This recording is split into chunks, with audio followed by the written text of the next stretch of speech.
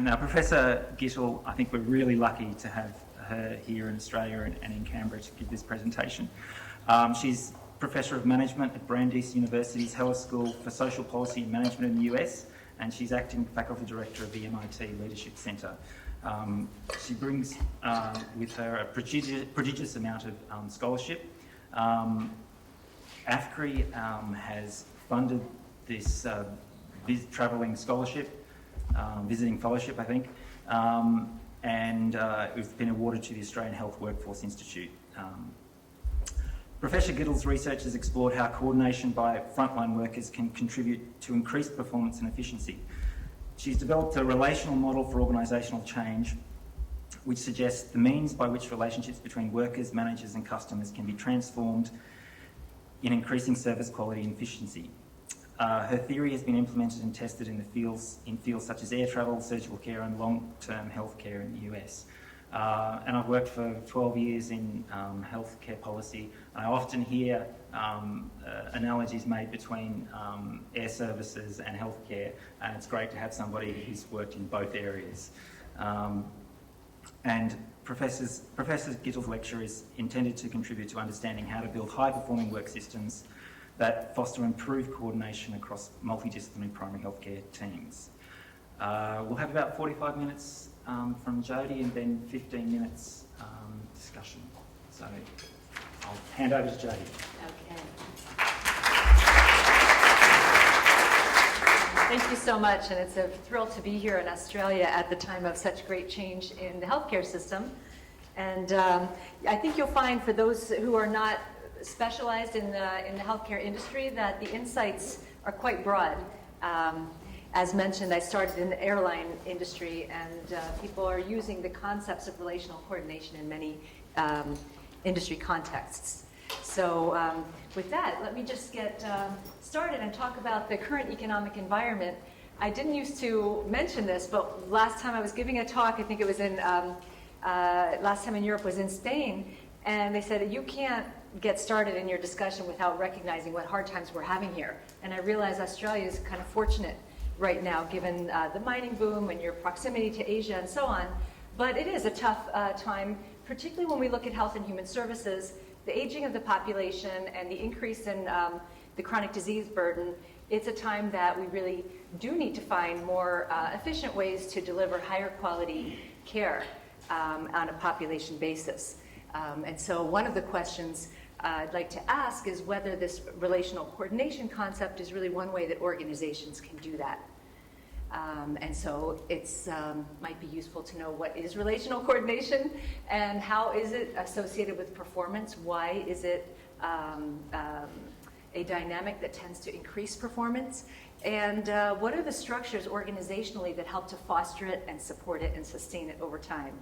Taking it, it's a relational concept, obviously, but as you'll see, it's not really focused on relationships, personal relationships between individuals, but rather working relationships between roles. And so how do we structure that and embed it into our organizations to make it sustainable, scalable, replicable over time? And then I'll talk about really the change process itself. It's one thing to talk about high and low performing organizational models, but how do you get to go from a low performing model to a high one? And I think that's a new area of research for a lot of people. The whole change process is still somewhat mysterious. We understand you can implement something. There are plenty of great policies out there that help to support it, but actually making change is still a process that is not fully understood. So there's so many, especially when there are a lot of human factors involved. So we'd like to explore that. I'll talk briefly about RC as an actual measurement tool that can be used to evaluate pre and post intervention to see what has changed in terms of these relational networks. And also as a tool, the relational networks themselves can be used to inform people and feed back to a group to say where are the strengths, where are the weaknesses in the working relationships across organizations and across roles in this system. So this is where I started my work. I was a doctoral student at MIT at the time and trying to pick an industry where frontline workers really make a difference. There was a lot going on in the time in the news about the airlines, and I really wanted to understand what was going on. And when I got to the airport and really understood and started watching what people were doing, I was intrigued to see how interdependent this work process was. People involved in flight departures who as passengers were not, we may imagine that they exist, but we're not really seeing them. You know, ops agents, ramp agents, freight caterers, ticket agents, mechanics, and so on. Some of the stories I was hearing from people at top management levels, I was down in Dallas at American Airlines, and Bob Baker, the executive vice president of ops, said, you know, this is the most complicated thing we do every day, and most of the people here at headquarters don't even realize that. And so one of the things I saw early on was there can be a disjoint in understanding between people in the leadership of an organization and the people who are doing the work every day, not necessarily understanding the complexity and the critical importance of those everyday tasks. So I started talking to people and hearing how they were doing this work. One of the things that you're trying to accomplish in flight departures is obviously getting the plane off on time and with the baggage and with safely and with people feeling satisfied with the experience, but also to do it without wasting resources. Doing it without scheduling hours of time for that plane to be at the gate. You want to cut down that scheduled gate time and not use so many employees that it becomes a completely expensive product. And so as I talked to people in American Airlines, this was the first airline I studied, this was a very typical comment. Here you don't communicate. Sometimes you end up not knowing things. On the gates, I can't tell you the number of times you get the wrong information from ops. The hardest thing at the gate when flights are delayed is to get information. And so I started to, as I was carrying out this research, said, well, are there other airlines I could study as well that maybe are doing things differently? And the manager of this site said, well, she was about to quit, and actually not just quit American, but leave the entire industry because she was so frustrated with the lack of support. But she said, I should study an airline called Southwest, which was just doing things very differently. And so when I got access, this was a typical comment I heard there. Hear this constant communication between customer service and the ramp. When planes have to be switched, bags have to be moved, customer service will advise the ramp directly or through ops. Ops keeps everyone informed. It happens smoothly. Let me just, I think I'll choose to restart later if you don't mind. Yes, much later. And so I thought, well, that's an interesting contrast. And so what happens when things go wrong? Because in a service industry, we don't have the luxury of planning everything out in advance. Often things are happening unexpectedly. We don't know how the customers, the patients, and so on are going to, it's hard to predict what human behavior, and all kinds of uncertainties insert themselves in a service operation. So the question is not, will a problem occur, but how do you respond to it? And this was a typical comment at American. If you ask anyone here what's the last thing you think of when there's a problem, I bet your bottom dollar it's the customer. These are guys who work really hard every day, but they're thinking, how do I stay out of trouble when there's a problem? So it's a blame avoidance culture that they were describing there. And a typical comment at Southwest, this was a pilot, we figure out the cause of the delay. We don't necessarily chastise, though sometimes that comes into play. It's a matter of working together, figuring out what we can learn, not finger pointing. So again, an interesting contrast, and I started to think there might be something going on in terms of what are the underlying factors that are explaining these differences in communication. 90% of the ramp employees here don't care what happens, even if the walls fall down, as long as they get their check. Now, of course, this is a customer service supervisor talking about the ramp. And of course, customer service cares, but the ramp doesn't. And that was a very common theme, people really questioning whether the other groups shared their goals. And by contrast, at Southwest, I've never seen so many people work so hard to do one thing. You see them checking their watches to get the on-time departure. They work hard. It's over and you're back on time. People were pretty confident in this setting that the other groups had the same goals as they did, getting you there on time, safely with your bags, so on, and doing it efficiently. And then this issue of how much people understood beyond their immediate job. This, as I would interview people at American, people, I think in every airline I studied, knew their jobs very well. That was not the question. They were well trained. The question was, how much did they understand in terms of how their job linked to the rest of the work process? Or did they just kind of focus in on, this is my job, and I'm not really sure what other people around here do, but this is what I do, and I do it well. And that's what, that's pretty much the silo mentality that I was seeing. And we see that in many organizations. I think universities, we have the same problem. But what I was, the contrast at Southwest was asking someone about their job. They would describe it, but also why it mattered for everybody else, how they did their job, and the implications even for other parts of the organization of how they were doing their job. And then finally, the respect issue. There are a lot of status issues in many industries, certainly in airlines, a real pecking order, a sense of who's more important here. And this was one of a particularly colorful comment, but not unusual. And this is a ramp employee talking. There are employees working here who think they're better than other employees. Gate and ticket agents think they're better than the ramp think they're better than cabin cleaners, think it's a sissy woman's job.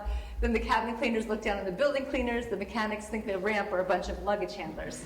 So, this pecking order, and at Continental they were calling each other the ramp rats and the customer service trash, and people did a lot of put downs of flight attendants. They think they're so great, but they don't get paid well, and they, waitresses in the sky, and all kinds of, really lack of respectful views on each other's profession. And at Southwest, this was probably the most dramatic contrast. I mean, this was a typical kind of comment. No one takes the job of another person for granted. The sky cap is just as critical as the pilot. You can always count on the next guy standing there. No one department is any more important than another. So of course, these are just quotes, right? So I want to get beyond this, but right now I was building a hypothesis, and what I concluded, at least as a proposition, is that it seemed that these relationships were shaping the communication through which coordination was carried out. And so it wasn't just coordination is not just this mechanical process, but it seemed to be have a highly social context or relational context behind it. And it was either happening in this kind of positive cycle that I described, shared goals, shared knowledge, mutual respect, fostering pretty frequent, timely problem-solving communication, and then in turn reinforcing those relationships. But very often in this pattern, where highly functional goals, this is my job, what Herb Simon calls, he's one of these economists who really was behind information processing theory and artificial intelligence and so on. He talked a lot about sub-goal optimization, where one of the downfalls of most organizations, and bureaucratic in particular, is you optimize your local goal regardless of what the implications are for the overall mission, because that's how you see your job. So these functional goals, to the exclusion of the larger goal, specialized knowledge without the context of how does what I'm doing matter to other people, and how I do my job affect other people, and lack of respect, or at least the perception thereof, driving fairly infrequent communication relative to the need, delayed, because people didn't always need to know in a crunch who needs to know what and when and why and how quickly, and finger pointing rather than problem solving when things go wrong, which tended to reinforce these relational patterns. There's kind of fragmentation of who we are here. So I called this process relational coordination, defined it as communicating and relating for the purpose of task integration. And it could take, again, a more positive dynamic or a negative or somewhere in between. So I decided to come up with a measure for it. Those 6 questions asked with respect to each of the 12 functional groups that were involved, kind of a network measure on a 1 to 5 scale, each of them. And so you can measure the tie, say, between pilots and flight attendants, or for the entire site as a whole. And I did this for over 9 sites, over 12 months of operation at these 4 airlines, and used again this network measure, and measured quality and efficiency outcomes that the airlines try very hard every day to achieve. Adjusting, kind of doing the risk adjustment that I later learned how to do with patients. And what I found was controlling for the scale of the operation, how many flights per day were these different sites doing, what's the average flight length, number of passengers per flight, tons of cargo per flight, all highly correlated, those 3, so they were an index, and then what % of our passengers are actually connecting. So that's another kind of complexity factor that makes it harder to achieve any of those measures up top. So controlling for those, relational coordination significantly reduced the average gate time per flight, the time that you had to schedule for that aircraft to be on the gate. So those are big resource utilization issues. It's like taking up how long you're going to schedule that operating room. That really determines a lot of how productively you can use your resources. The staff time per passengers, that's basically an employee productivity measure. And then these quality measures, customer complaints per million passengers, lost bags per 1,000 passengers in plane, and % late arrivals. And all of those significantly affected in the desired direction by higher levels of relational coordination. And putting that into a scatter plot with this index down here and all of those performance measures, risk-adjusted, combined, we see a pattern where any given airline can be in multiple places depending on the site. So it's not just an organization level variable, it can be site level. You may have, and we know this, and you can have a multi-site organization where some sites are better managed than others. And that was definitely true at Southwest. This was the Chicago station, which was their best, they thought at the time, and the LA, where they really felt they were struggling with a lot of turnover and competition and so on. And they've since brought that, it's now one of their best. But you can see some variation within an airline, but the interesting thing, I think, is that this very soft variable, relational coordination, is a predictor of performance, really important performance outcomes. And that was an insight for the airlines because, of course, they see their investments in capital, their investments in employees as all being important predictors of the outcomes they're trying to achieve, but they don't normally think about the interactions across employees, particularly employee groups, as being so important. They think, if we have the best flight attendants, the best pilots, and the best mechanics, we're good, and not really thinking about these other factors. So I started to wonder, does this matter in other industries? And as a patient, a first-time patient in the hospital, giving birth to my daughter, I thought, wow, this looks very similar. And when I get out of, when I finish this dissertation, I'm going to study healthcare, and so I did. And again, these different areas of specialization, and one of the questions is, do they coordinate better internally than they do across? And I didn't mention, but that was one of the findings, that you tend to have better, stronger networks of coordination within your own function than you do across. That's where often you get the drop-off, in part because a lot of the things, the way we set up organization fosters the silos where you're strengthening within, but have weak ties across. And just to get into what's the context at the time, people were starting to recognize that, in fact, healthcare is a fragmented system, and it really was in need of better coordination. So this was an Institute of Medicine report. The current system shows too little cooperation and teamwork. Instead, each discipline and type of organization tends to defend its authority at the expense of the total system's function. So just reflecting a moment on this new kind of approach to primary care, where we're trying to, both in the US and across much of Europe and here in Australia, have primary care play a bigger role and not have everything oriented around acute care and so on. You have a lot of fragmentation issues where acute and primary care don't work well together. In fact, there's a status issue where acute care is normally looked at as being the place to be, and primary care is, oh, you're not so important. But really, to take a look at the overall system and health and wellness outcomes, primary care needs to be an equal partner and in this. So these type of you get the difficulty of really acting as a system, and so that's what I tried to explore. And the first physician I interviewed about this was one of these real progressive physicians, was the chief of orthopedics at the time, stepping down from his position at Brigham and Women's, and was one of those physician leaders who had figured out sometimes during his career that it was really important to work well with nurses. And maybe that was not such a big insight, but it was an insight for him. And this is one of his reflections on leaving his position.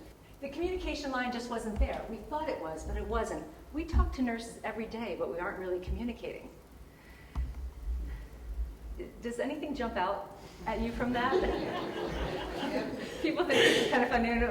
What's your interpretation? Well, it's kind of normal. It's kind of normal. And maybe the listening part, we talk about, because, it goes both ways. But this, to have recognized that was an insight. And nurses, this was a nurse leader just down the street at Mass General. Miscommunication between the physician and the nurse is common because so many things are happening so quickly. But because patients are now in and out so quickly, it's even more important to communicate well. So what she was feeling, and what a lot of people were noticing at the time, was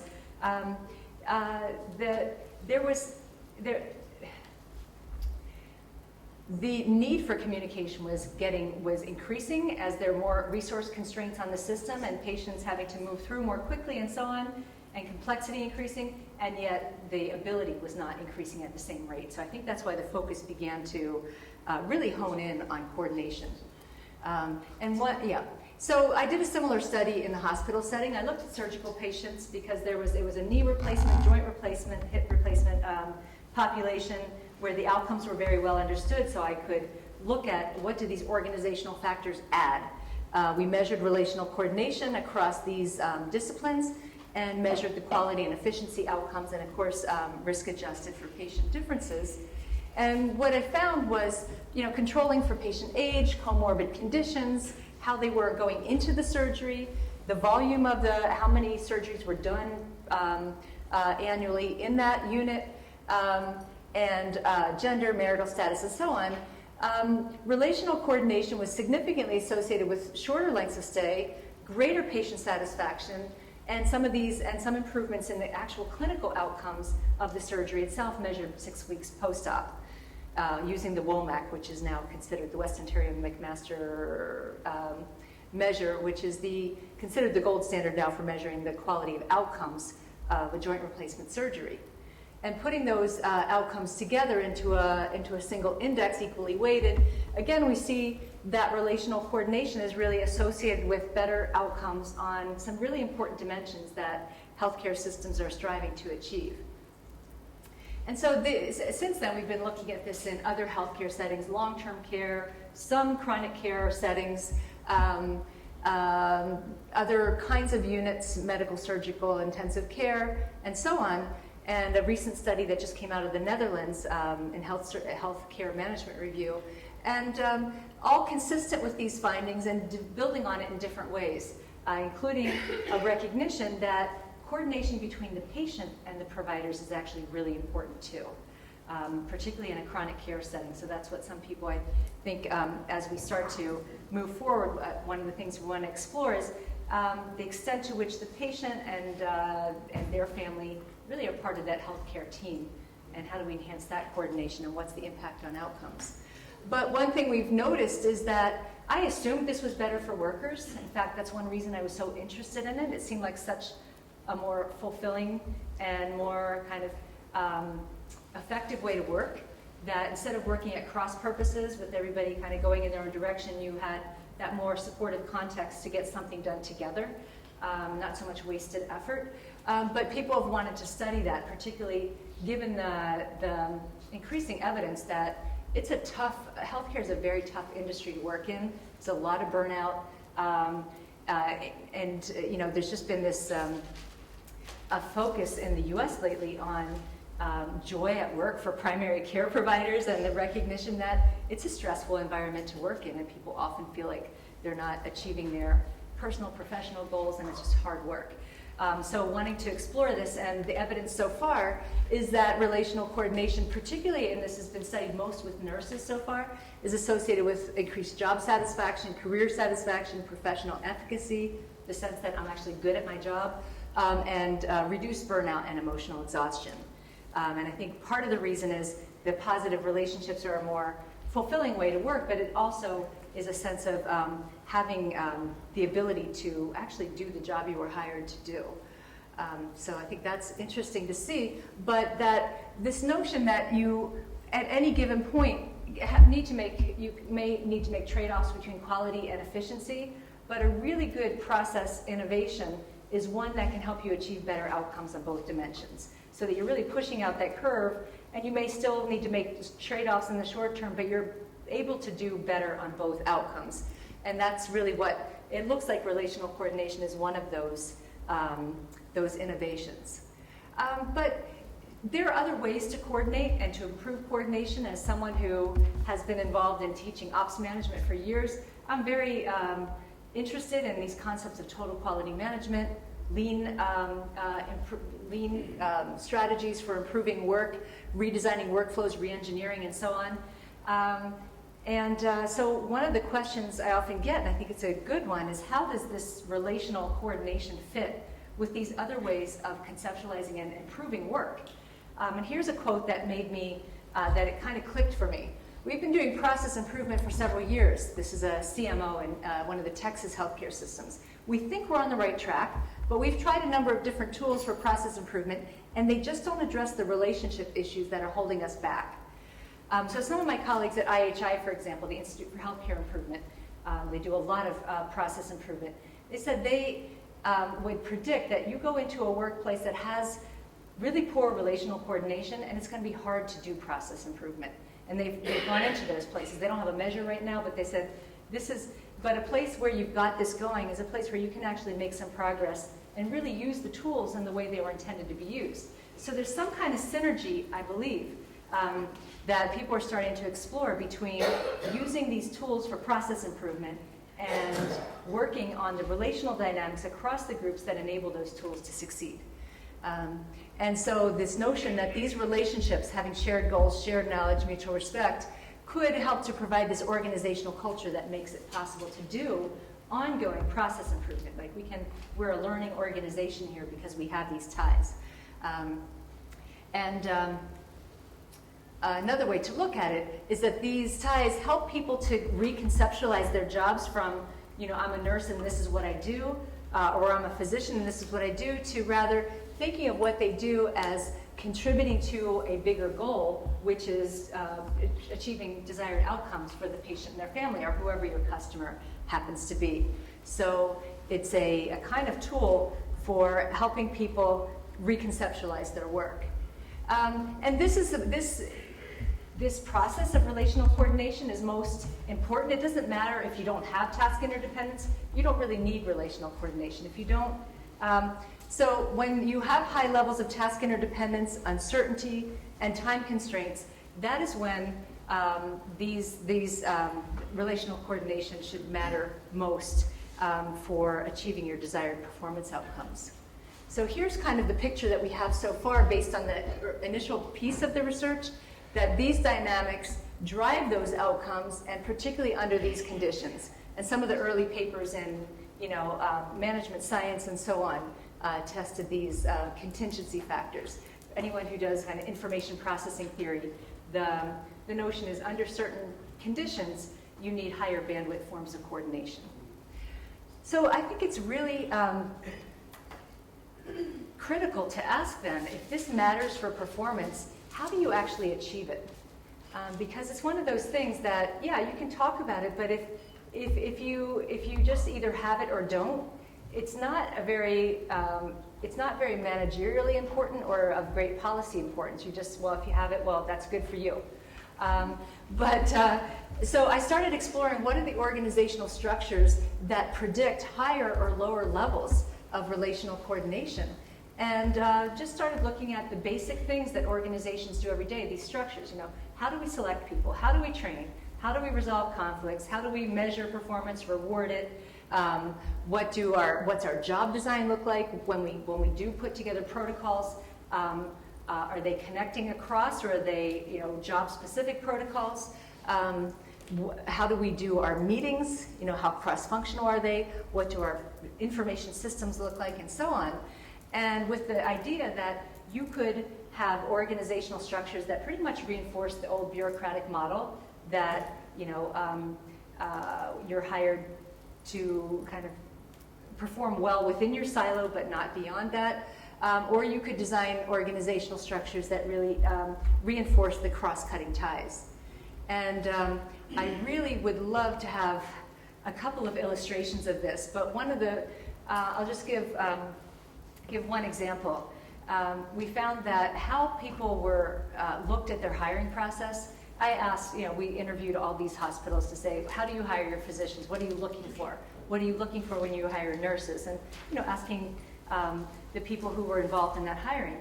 And what we were listening for is, are you looking for just the clinical skills? Are you looking for people who will work well with the patient? Are you also looking for people who will interface well with the other disciplines involved in that patient care? And it wasn't very common to see that when you're looking for physicians, but there were 2 hospitals, and they were the highest performing, who said, you can't work here if we find out you have a reputation for not being someone who works well with nurses. And other places that say, you can't work here. If you're a social worker, you're clinically very good, but you can't work with the other disciplines, we won't hire you. So places that specifically would probe and look for that as part of their must-have to work here, and then developed a measure of that across the disciplines. That was a very strong predictor of relational coordination.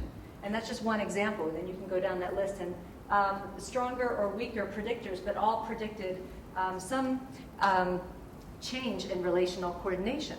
So here, one of the questions,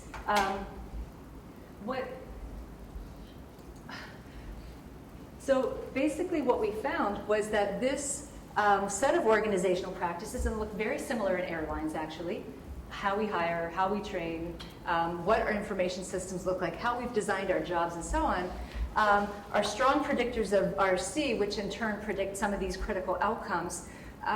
But it didn't necessarily give insight into how we get there, right? And so as I would start, as these came out in both peer-reviewed journals and then in books for a broader audience, I got a lot of invitations to speak. And one of the questions I would get that I found the hardest one was, okay, we love this, we want to do it tomorrow. How do we get there? Where do we start? And I just wonder if looking at that kind of map of, it's a model and it's a predictive model and so on, you can measure and say, yeah, this actually, these structures predict those outcomes mediated through those networks. But where would you start?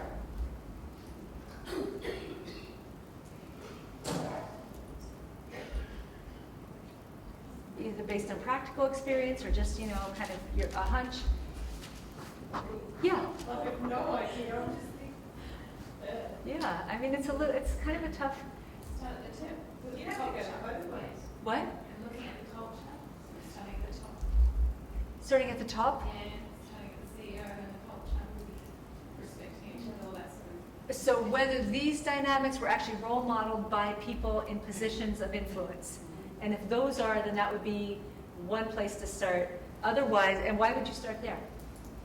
Because they're the people who are promoting and out talking across the organisation. So if they're both role modeling this, so that at least gives some starting point, and then maybe they would be more likely to want to change whatever's needed to embed that and promote it throughout the organization. Yeah, so that's an interesting place to start. Other? I'd start with the budget. Because a lot of these things are driven by budgetary constraints. So siloing occurs when you've got your own budget to answer to and below Exactly. everyone else. Exactly. And that's a lot So of performance is actually this accountability structure that's often incredibly siloed. Yeah. So you would deal with that. So you become accountable. So how would you do that? Make people accountable for something beyond their own. Well, I think within a hospital setting, you've got different departments with their own budgets. They'll make decisions based on the outcome for their department, not the outcome for the greater organisation. Right. So any modelling, any changing of how you're going to do the system has to have a recognition of your changes will influence other departments significantly. So any changes really have to do in a collaborative sense, not in an isolated sense. Right. So this notion of shared reward, so that you'd be rewarded for outcomes that go beyond your immediate piece of the organization. Okay, so that's a structural intervention, and this one around, and the other one was more around starting around changing the culture through modeling these relational dynamics at the top. None of these things are going to work if the people you're trying to impress upon these new ideas on don't get the picture. If the management fails to understand what they're doing, what they're supposed to be doing in a new world, they won't be able to implement it, and everything else will fall down and go right back to the situation that they had before. So that kind of goes to you need top leadership to really get it, Well, and not only get it intellectually, but according to your colleague behind you you. need everybody to understand it Yeah. and buy into it, and you can't train people to do this. They have to move into it naturally. It has to be something that's part of that is understood to be part of what they're doing. We've had lots of training, things and teamwork and dancing and all that stuff, and none of it works. It has to be people understand. And it's something that people either get or don't in your experience? They get it or they don't, or else if they don't get it, that may be a union issue or something else that is preventing them from getting it. But So they might get it, but they may have some reason in terms of bargaining to not cooperate. And you can go the other way too. I mean, it turns out that Southwest, which was the highest performing on this particular dimension, is our most unionized carrier, probably one of the. So, but they had to. Part of that success was making sure that that was part of the shared goal, was working on that relationship. Okay, so that's getting the people on board, and you don't see that happening just by coming in with new structures. we tried that in a certain large multinational organization. Yeah, which will go unnamed, or will it go named? Well, they're nice people.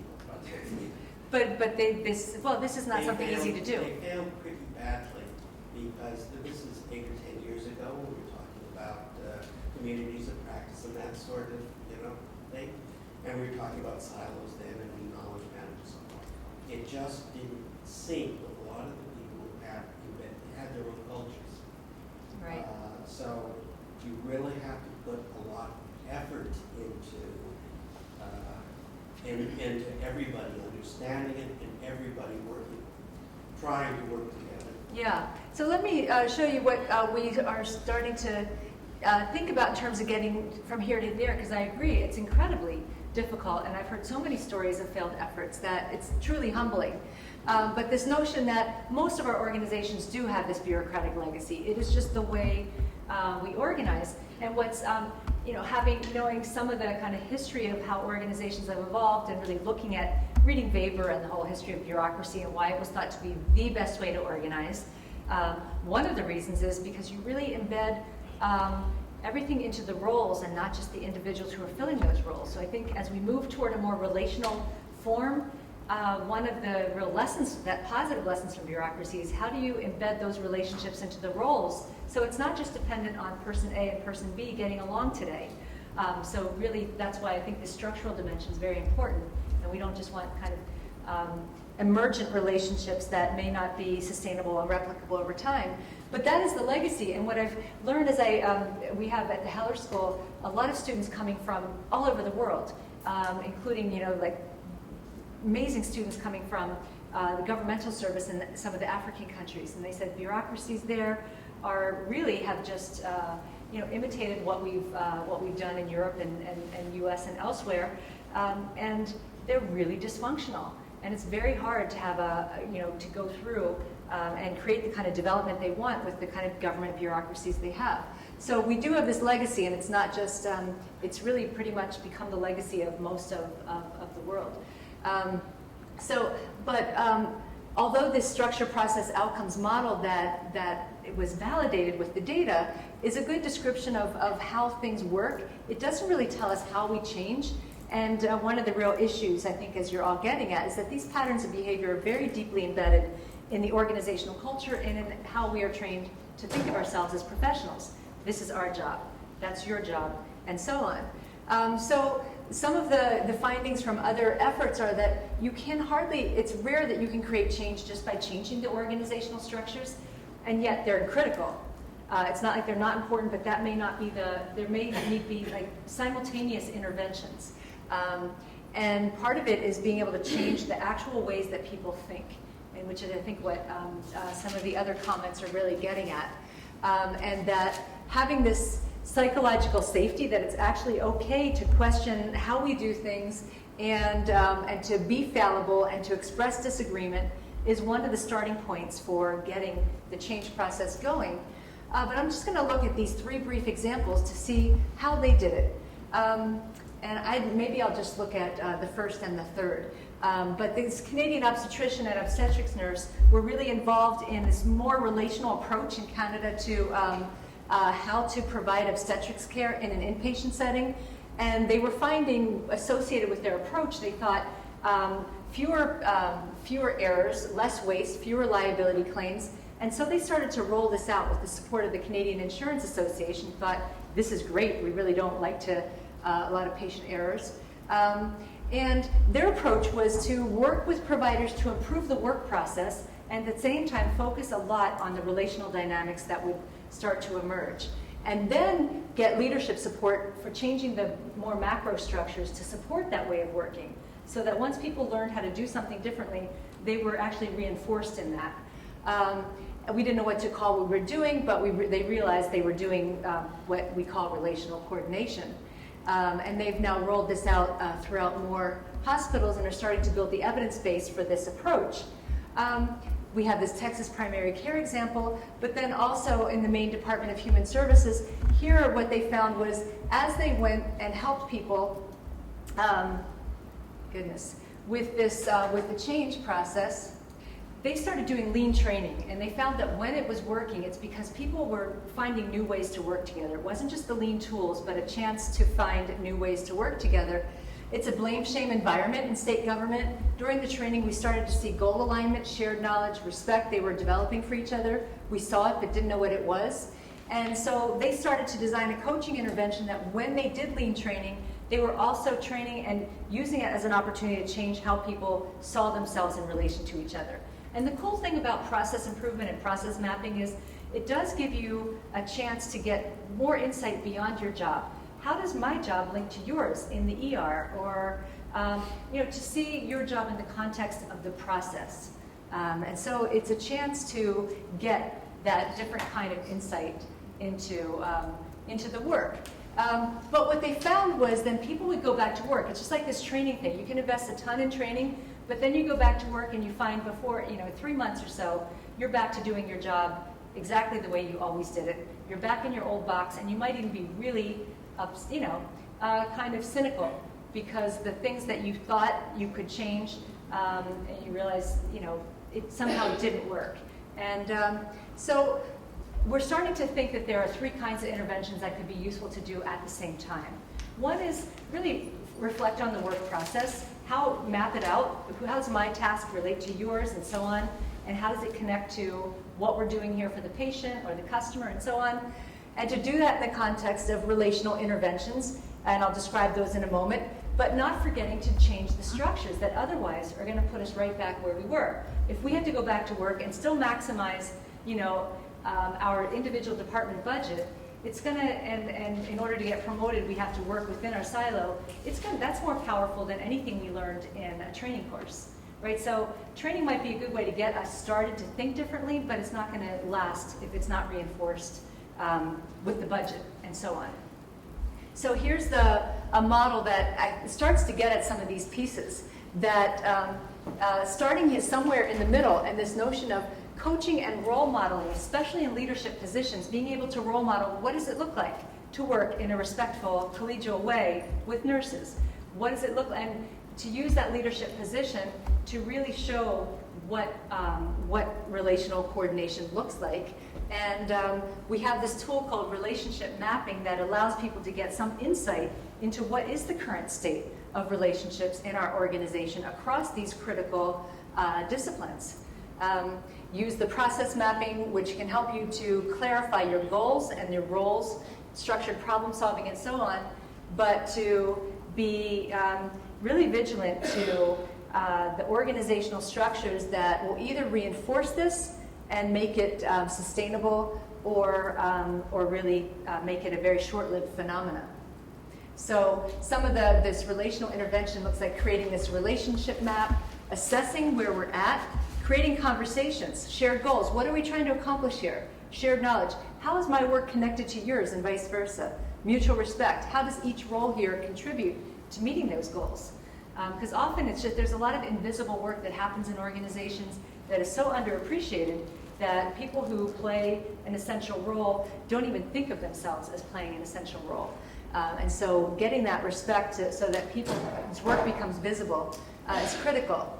Leaders are often in the best position to create an environment in which people can, first of all, admit they don't know everything, and secondly, to speak up when they do know something.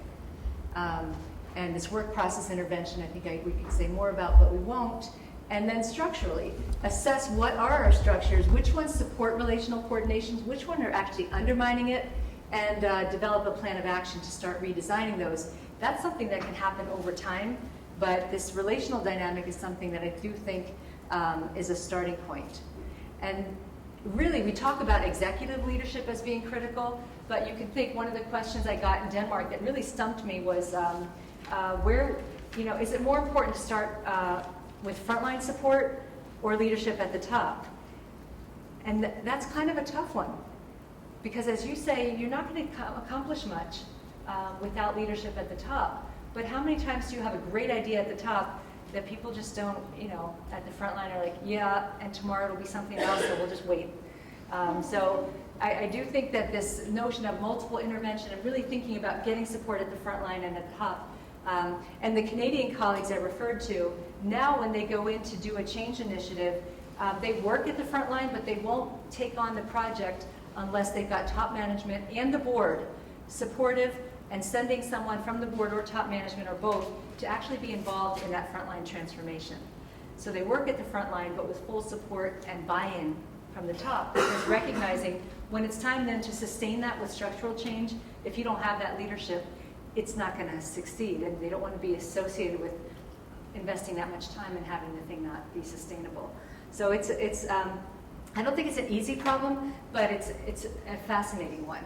And I think I just want to stop and see how does it resonate with efforts that you've been involved in. We've heard a couple of examples here, and any thoughts about how some of these insights might be useful for transforming how we deliver primary care in Australia? Yes, please. I have an example. I conducted a small study 2 years ago on how nurse practitioners implement their roles using Really? the same sociological theory. And Now, was that in an outpatient setting or in hospitals? a number of different settings. Okay. So it was a number of nurse practitioners employed in the public sector in the ACT.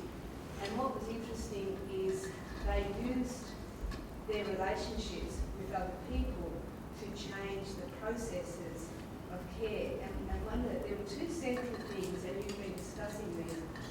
One of the key things was identifying one medical, clinical person who would be their champion, and one person to form a central relationship with that enhanced their credibility.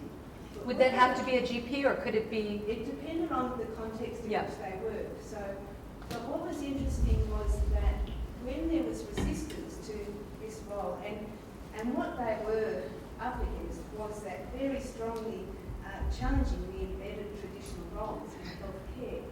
And what they found really helped, and it's like having an incentive, was that if they could show someone that they could help them, that they could actually add to what they do Yeah. and improve this patient journey, they could get them on board.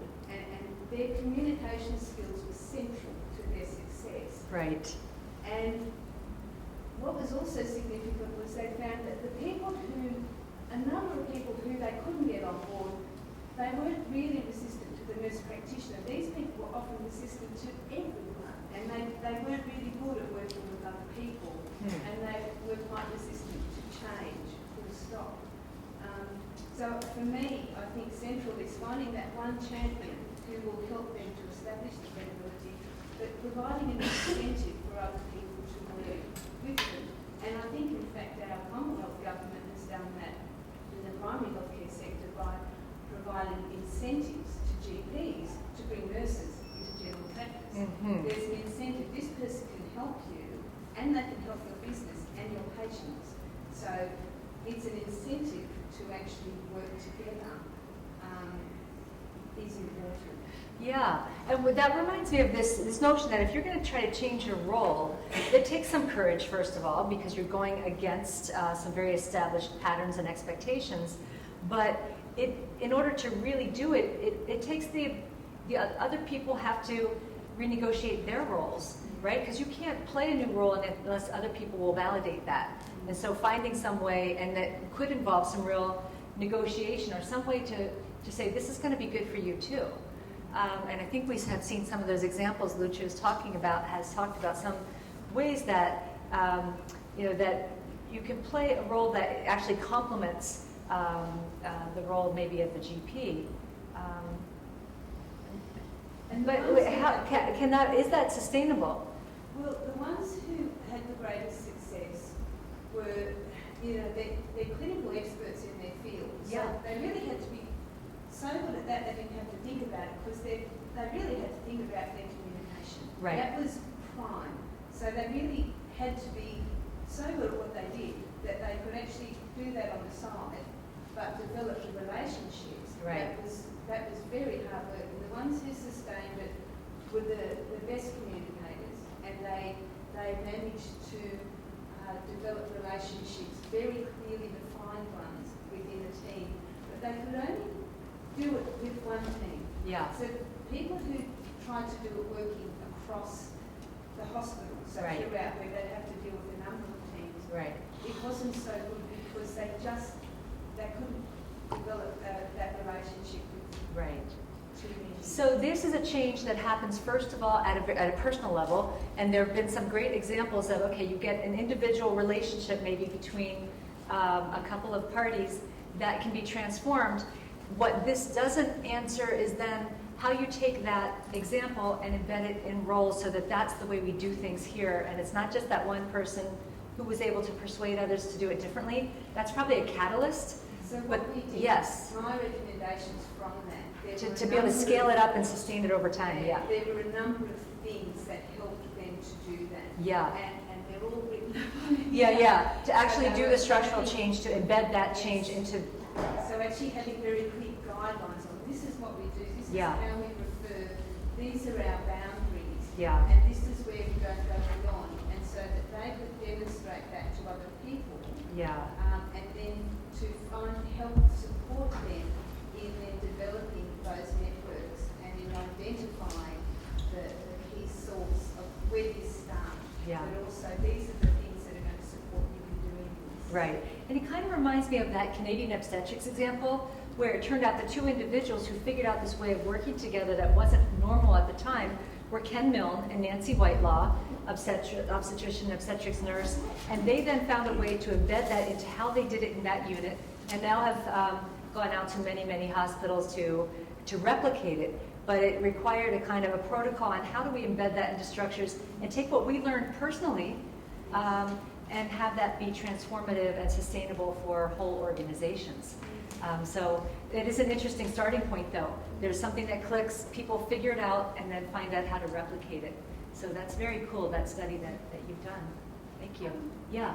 In the context that we're working at the moment in Australia is really primary care is based in the community. It's not in an institution. Right. So it's a very flat structure, and where really the general practitioner is the person who is the coordinator, the conductor of this process. The way it's funded, that's the way it You is. pretty much have to do everything to get funded. Well, no, they are now building sort of a deeper support structure within their practices, but they aren't supported by an HR department or they are running a small business Yeah. as well as providing clinical care. Yeah. And so the communication is incredibly difficult. They work very long hours, so they rarely get to meet with their colleagues or their teams particularly. So in fact, the challenge for us around the relationships is they're incredibly difficult to access. And for them to uptake innovation is hard because they have to keep seeing their patients and innovate at the same time. Right. So could you Right. comment about perhaps things you've seen where change innovation has been facilitated through, other ways of supporting them through this process? Yes, well, this is the example I skipped, but the Texas primary care. So they were looking at 40 rural primary care clinics, very small, but hierarchical in the sense that, across these role relationships, even though they were very small.